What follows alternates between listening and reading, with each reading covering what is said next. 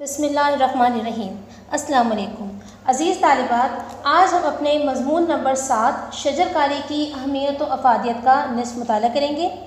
کتاب میں آپ کے پاس یہ نمبر 7 پہ ہے مضمون، جبکہ شرح سرما میں 56 نمبر پر ہے، تو اس چیز کا آپ دھیان رکھیے گا۔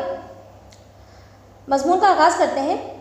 اللہ رب العزت نے اس کائنات کو وجود بخشا، یعنی تخلیق کیا، اور اس میں بے شمار مخلوقات کو پیدا فرمایا۔ مخلوقات جن میں جن، انس اور اس کے علاوہ نباتات، جمادات جو ہیں، سب کچھ اللہ تعالیٰ کی مخلوقات میں شمار ہوتے ہیں۔ ان مخلوقات میں سب سے افضل، برتر اور اشرف یعنی افضل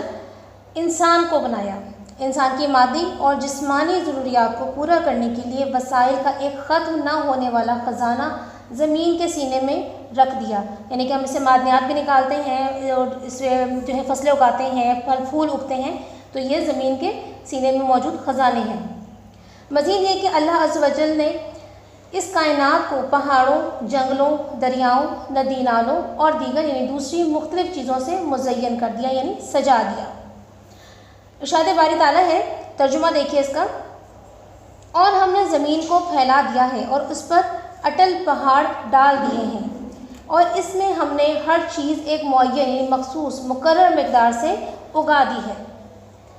جب اس کائنات میں تمام چیزیں موزوں اور مناسب، ان دونوں کا مطلب ہی مناسب ہوتا ہے، مقدار میں ہوں تو وہ توازن کہلاتا ہے، یعنی برابری، یکسانیت کہلاتی ہے۔ جب تک یہ توازن قائم رہتا ہے، فطرت یعنی قدرت کی ہر شے، ہر چیز نہایت ہی خوبصورت اور دلکش، دل کو لبھانے والی، دل کو اچھا لگنے والی معلوم ہوتی ہے۔ لیکن جب اس فطری توازن میں، اس قدرتی یکسانیت میں کوئی بگاڑ، خرابی پیدا ہوتی ہے، تو اس کائنات میں موجود ہر جاندار کو مسائل سے دوچار ہونا پڑتا ہے، یعنی بہت سی مشکلات کا سامنا کرنا پڑتا ہے۔ جیسے کہ آج کل آپ کے سامنے حالات ہیں، گلوبل وارمنگ ہے، کیونکہ درخت بہت تیزی سے کاٹے جا رہے ہیں، اس کے علاوہ سیلاب آ رہے ہیں، تو موسم بہت تیزی سے تبدیل ہو رہا ہے۔ تو یہ سارے وہ مسائل ہیں جو ہماری اپنی ہی غلطیوں کی وجہ سے، انسانوں کی غلطیوں کی وجہ سے، مخلوقات کی غلطیوں کی وجہ سے جو ہے کوتاہیوں کی وجہ سے پیش آتے ہیں۔ اسلام ایک مکمل اور خوبصورت دین ہے، اور مومن کی زندگی، اس کے باطن یعنی اس کے اندرونی حالت جو ہے، جو بھی اس کے خیالات ہیں، اس کے ظاہر جو سامنے دکھائی دیتا ہے، جو سامنے عمل کرتا ہے، اور اس کے ماحول کو صرف خوبصورت ہی نہیں بلکہ پر نور بھی بناتی ہے۔ اسلام ایک ایسی سادگی چاہتا ہے جو سراپا حسن ہو، مکمل حسن ہو۔ حسن مطلب خوبصورتی کا مرقع ہو، لوگ اس کے کردار کو دیکھ کر ویسا کردار اپنانے کی کوشش کریں۔ اس کا ثبوت ہمیں آپ خاتم النبیین صلی اللہ علیہ وآلہ وسلم کی زندگی سے ملتا ہے، حیات مبارکہ سے ملتا ہے۔ رسول اکرم خاتم النبیین محمد رسول اللہ صلی اللہ علیہ وآلہ وسلم کا ارشاد مبارک ہے، ترجمہ دیکھیے اس کا، صحیح مسلم سے روایت ہے یہ۔ اللہ خود جمیل ہے یعنی خوبصورت ہے، وہ جمال یعنی خوبصورتی کو پسند فرماتا ہے۔ اس پیراگراف میں جو ہے جنگلات کی اہمیت اور فوائد بیان کیے گئے ہیں کہ جنگلات کیوں ضروری ہیں۔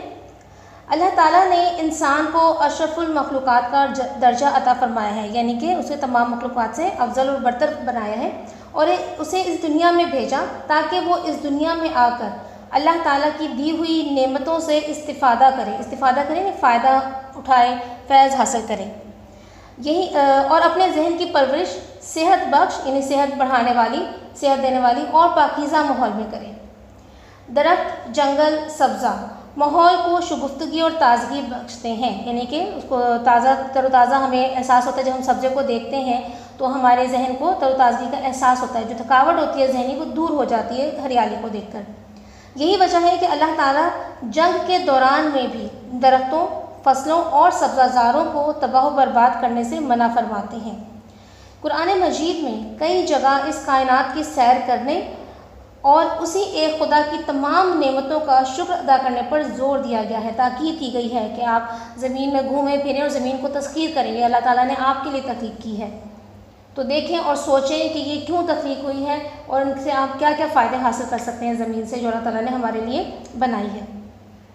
اس لیے ضروری ہے کہ ہم ان نعمتوں اور قدرتی برکتوں کی قدر کریں، ان کی اہمیت دیں ان کو، اور ان کی حفاظت میں کوئی غفلت نہ برتیں، یعنی کوئی لاپرواہی نہ دکھائیں۔ یہ درخت اور جنگلات ہی ہیں جو ہماری نگاہوں کو سکون، دلوں کو شگفتگی یعنی تازگی اور جسموں کو آسودگی یعنی راحت عطا کرتے ہیں۔ حقیقت تو یہ ہے کہ درختوں کے خنک یعنی ٹھنڈے سائے کی قدر و قیمت کسی آبلا پا ہوتا ہے ایسا شخص جس کے پاؤں میں چھالے پڑے ہوں، یعنی کہ بہت زیادہ زخمی پاؤں جو ہوں اس کے لیے استعمال کرتے ہیں۔ جب انسان بہت زیادہ گرم جگہ پر کہیں چلتا ہے تو پاؤں میں چھالے پڑ جاتے ہیں، تو یہاں اسی کی مثال دی گئی۔ آبلا پا مسافر ہی سے پوچھی جا سکتی ہے۔ سرسبز و شاداب درخت اور ان پر چہچہاتے پرندے کیسا خوبصورت منظر پیش کرتے ہیں۔ دراصل یعنی حقیقت یہی ہے کہ دین اسلام ایک مکمل ضابطۂ حیات، ایک مکمل نظام زندگی ہے۔ اس میں ہمیں درختوں، پودوں، سبزہ زاروں سے والہانہ محبت کا درس یعنی شدید محبت کا سبق ملتا ہے، کیونکہ خود اللہ تعالیٰ نے جنت میں مختلف انواع و اقسام، انواع کا مطلب ہی قسم کے معنوں میں یہ ہے، نوع کی جمع ہے یہ، تو مختلف اقسام کے درختوں اور پھلوں کا ذکر فرمایا ہے۔ یہ درخت اور پودے جن میں طرح طرح کے پھل اور پھول لگتے ہیں، سب اسی ایک خالق، ایک بنانے والے کی تسبیح بیان کرتے ہیں، تعریف کرتے ہیں، حمد و ثنا بیان کرتے ہیں۔ جس طرح اللہ تعالیٰ نے انسان کے لیے زمین کو مسکن، ٹھکانہ، رہنے کی جگہ بنایا، ایسے ہی درختوں کو پرندوں کا نشیمن گھر بنایا، جہاں وہ بیٹھ کر چہچہاتے ہیں اور اسی ایک مالک کا ذکر بلند کرتے ہیں، یعنی کہ اللہ تعالیٰ کی تسبیح اپنی اپنی زبان میں کرتے ہیں۔ ہم نے جہاں اپنے اسلاف یعنی اپنے بزرگوں کے دوسرے کارناموں کو بھلا دیا ہے، فراموش کر دیا ہے، وہاں ان کی اس خوبی کو، اس اچھی عادت کو بھی پس پشت ڈال دیا ہے، بھلا دیا ہے، نظر انداز کر دیا ہے۔ یعنی کہ اس وقت میں جو ہے وہ لوگ درخت لگاتے تھے مختلف قسم کے، تاکہ جو ہے لوگوں کو بھی سایہ ملے، کیونکہ آپ کو پتہ ہے کہ عرب جو ملک جہاں سے اسلام کا آغاز ہوا ہے وہ ریگستان تھا، تو ان کی کوشش ہوتی تھی کہ جہاں جہاں وہ شجر کاری کر سکتے ہیں، درخت لگا سکتے ہیں، تاکہ راستہ چلنے والے مسافروں کو جو سایہ نصیب ہو اور پرندے وہاں کر بسیرا کریں، اور وہاں کا جو ماحول کی جو گرمی ہے وہ کسی طرح سے اس کو دور کیا جا سکے، تاکہ چلنے والوں کو راحت محسوس ہو، کہ وہ درخت کو لگانا اور ان کی پرورش کرنا اپنے دین کا حصہ سمجھتے تھے۔ اگر ہم حضور اکرم خاتم النبیین محمد رسول اللہ صلی اللہ علیہ وآلہ وسلم کی مقدس پاکیزہ زندگی پر نظر ڈالیں، توجہ دیں، تو ہم اس نتیجے پر پہنچیں گے کہ آپ خاتم النبیین صلی اللہ علیہ وآلہ وسلم نے عرب کی مقدس سرزمین پر اپنے ہاتھوں سے کھجور کے باغات لگائے، اور کسی بھی درخت یا پودے کو بغیر کسی خاص وجہ کے کاٹنے سے منع فرمایا، اور ارشاد فرمایا ہے کہ ترجمہ حدیث کا، صحیح بخاری اس کا جو ہے وہ حوالہ ہے، کوئی بھی مسلمان جو ایک درخت کا پودا لگائے یا کھیتی میں بیج بوئے، پھر اس میں سے یعنی پرندے یا جانور یا انسان یا جانور جو بھی کھاتے ہیں، وہ اس کی طرف سے صدقہ ہے۔ درخت اور انسان کا تعلق ازل سے ہے، یعنی ہمیشہ سے، آغاز سے ہے، جب سے یہ دنیا بنی ہے، اور ابد تک قائم رہے گا اور آخر تک رہے گا، جب تک قیامت نہیں آ جاتی۔ ایک سایہ دار درخت خود تو دھوپ میں جلتا ہے، لیکن لوگوں کو ٹھنڈا سایہ فراہم کرتا ہے، ٹھنڈا سایہ دیتا ہے۔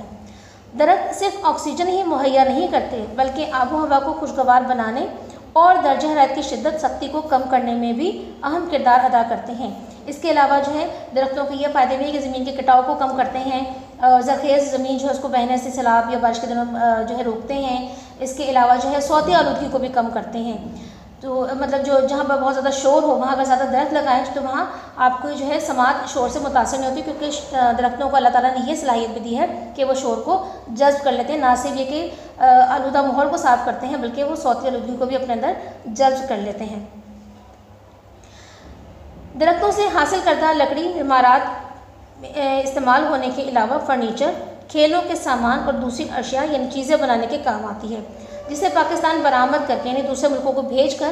بہت سا زر مبادلہ، بہت سی تجارتی رقم، جب تجارت ہوتی ہے دو ملکوں کے درمیان تو اس سے جو رقم حاصل ہوتی ہے یا دی جاتی ہے یا لی جاتی ہے ان چیزوں کے بدلے، تو وہ زر مبادلہ کہلاتا ہے، تجارتی رقم کہلاتی ہے، کماتا ہے۔ یہ سیم و تھور زدہ، سیم اور تھور ہوتے ہیں کہ پانی کی سطح جب زمین کے نیچے بہت بلند ہو جاتی ہے تو نمکیات اوپر آ جاتے ہیں، تو وہ زمین قابل کاشت نہیں رہتی، لیکن اگر وہاں پہ درخت لگا دیے جائیں تو وہ درخت جو ہیں وہ اپنی پرورش کے لیے، اپنے بڑھنے کے لیے جو ہے اس پانی کو استعمال کرنا شروع کرتے ہیں، تو اس طرح جو ہے درجہ بدرجہ زمین میں پانی کی سطح جو ہے وہ کم ہونے لگتی ہے اور زمین جو ہے وہ قابل کاشت ہو جاتی ہے۔ علاقوں میں بہت کارآمد ہیں، بہت فائدہ مند ہیں، کیونکہ یہ زمین سے پانی جذب کرتے ہیں، جس سے زیر زمین ان زمین کے نیچے پانی کی مقدار کم ہو جاتی ہے اور اس کی سطح نیچے چلی جاتی ہے۔ تو اسٹوڈنٹس یہ تھا ہمارا آج کا نصف مضمون، اس کے ساتھ ہی ہم اگلے سبق تک کے لیے اجازت لیتے ہیں۔ اللہ حافظ۔